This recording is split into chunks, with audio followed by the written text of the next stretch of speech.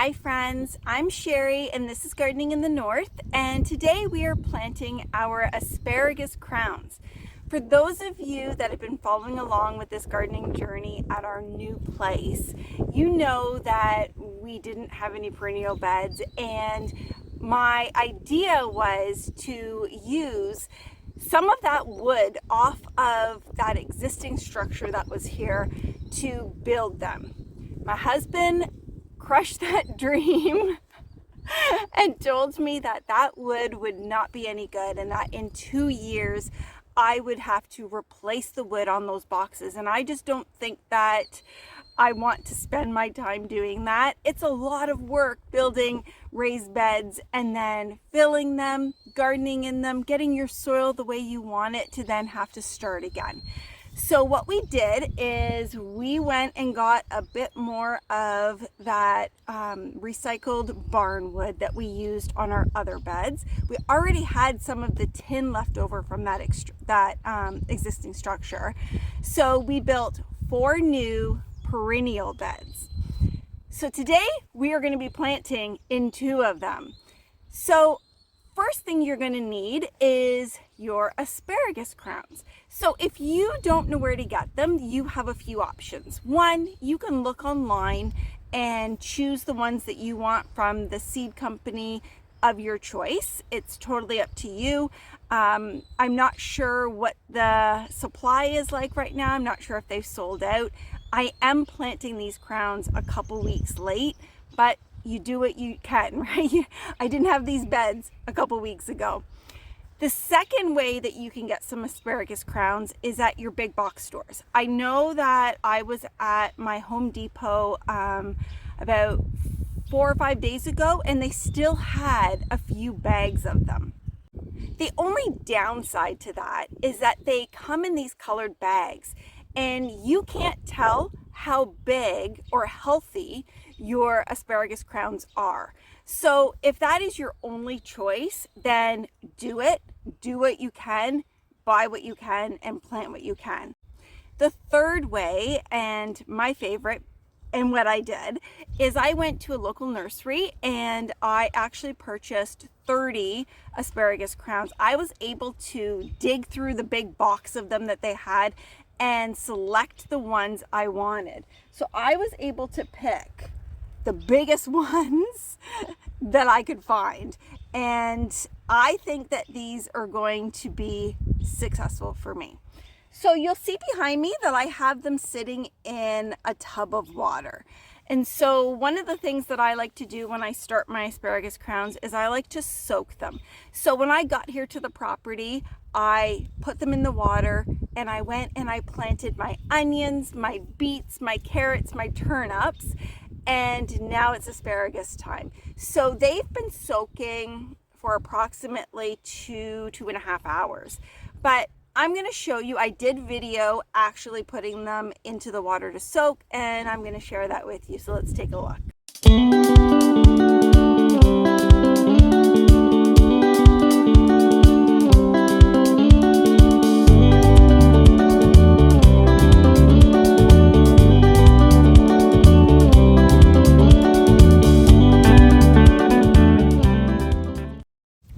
The next stage or step in this process is making sure that you have the forever home for your asparagus ready to go.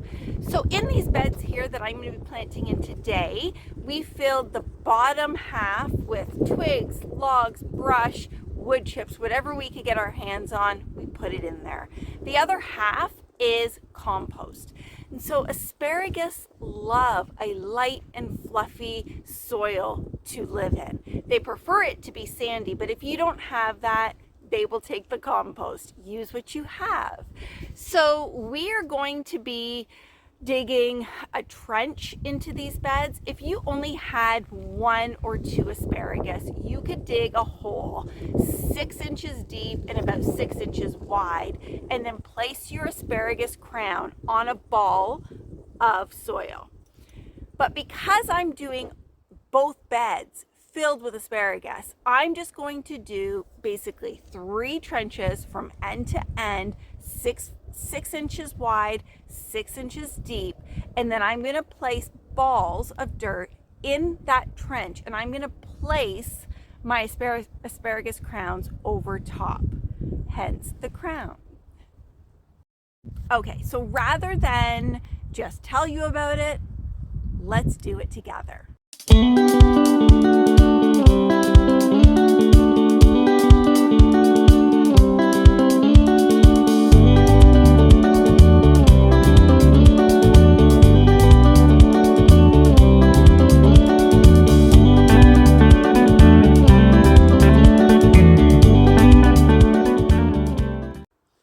One of the things I want to do is position where I want them in this trench. So I know that I have 15 to plant in this box. I know that I want to do 3 rows. So I'm going to do 5 per row, and I want them evenly placed out. So what I'm going to do is put a medium-sized meatball of dirt in 5 different locations, spaced out where I want them, and then I'm going to place my asparagus crowns over top, making sure that I spread out the legs of that crown. I want to make sure that the roots are, laid out nice and easy for them to actually start growing and moving throughout this box. I don't want them to be all jumbled up and to have a hard time, because I want to have asparagus next year. And so I want to set them up for success. So let's put our meatballs into the trench.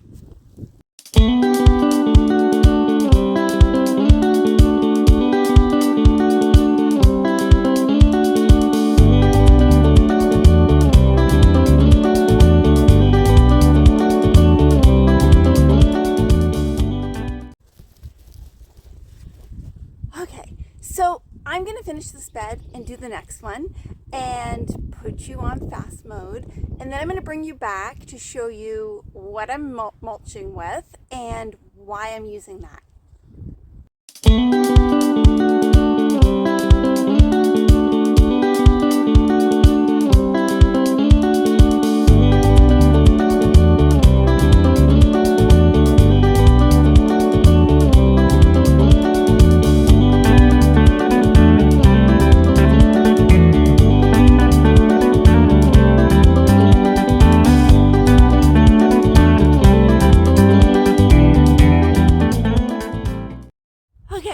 Both beds are done, and now I'm going to mulch. So I already know that I'm gonna have to add more compost to these beds next year and probably the year after. And when I say add more, I'm talking maybe 2 to 3 inches each year, as everything that's on the bottom of these beds start to decompose and break down. The bed is going to compress down, and it's not going to be the level that I want it to be. It's also a really good idea to add 2 to 3 inches for the next 2 years on top of your asparagus crowns, so that they're buried even deeper than what you buried them. So as they grow, you want that crown, that root system, to stay underground and not to come out. You only want to see the asparagus stalks. So what am I going to be mulching with? I'm going to be using wood shavings. And the reason that I'm going to use wood shavings is because I don't have any water system here. So the problem for me is that I'm going to have to bring water in or get it from the pond. Now, the pond, I don't know if you can see behind me, are side by side. So the distance of that side by side, it's double to the pond from this area here. So for me to trek down there, get a bucket of water and bring it back, it's going to be a lot of work. That's all I have to say. It's going to be a lot of work. So I have to mulch these beds.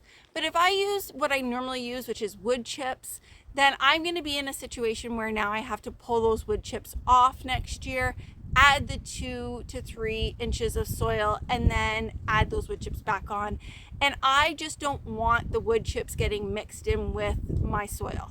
So I'm going to use wood shavings. I'm going to do a thin layer, and I already know from using these in the coop that they break down super fast. So by the time I need to add more compost to these beds, these wood chips will already basically have been broken down, but they will have done their job for me, which is keeping the moisture in the soil so that the roots of these asparagus can grow and not dry out.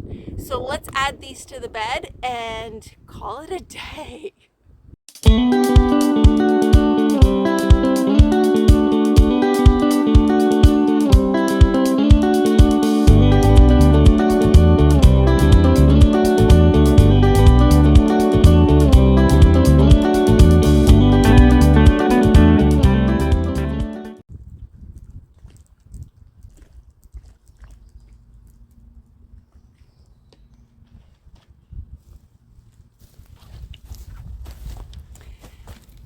All right, guys, so that is it for asparagus. Both beds are planted.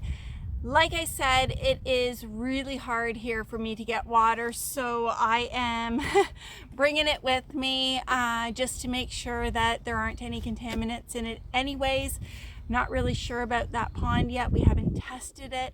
So I will be bringing water with me every few days and watering in what I just planted. Thank you so much for spending your time with me. Have a great day.